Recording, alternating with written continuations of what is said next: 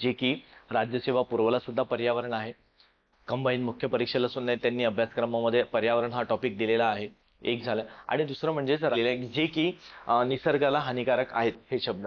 ठीक आहे. त्यानंतर लक्षात घ्या, युनायटेड नेशन हे महत्वाचं आहे तुम्हाला, की पॅरिस येथे जेव्हा परिषद भरली तर त्या परिषदेमध्ये सर्व देश म्हणजे जे काही उत्सर्जन होत आहे सर्व गोष्टीचं प्रदूषण आपल्या मानवाद्वारे असणार आहे किंवा भारताचं ध्येय असणार आहे ते ती की 2030. मित्रांनो पेपरला आलेला आहे. हा मुद्दा लक्षात घ्या.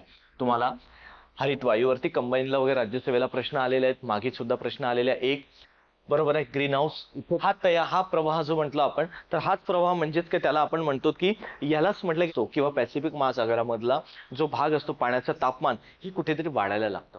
ठीक आहे, करू शकता. म्हणजे एकच बातमीवर आपल्याला वेगवेगळ्या पद्धतीने अभ्यास करायला मिळतं. म्हणून लक्षात त्यामध्ये बघा पृथ्वीवरील हवामान ठरतं. त्यानंतर काय पाऊस, अतिवृष्टी हे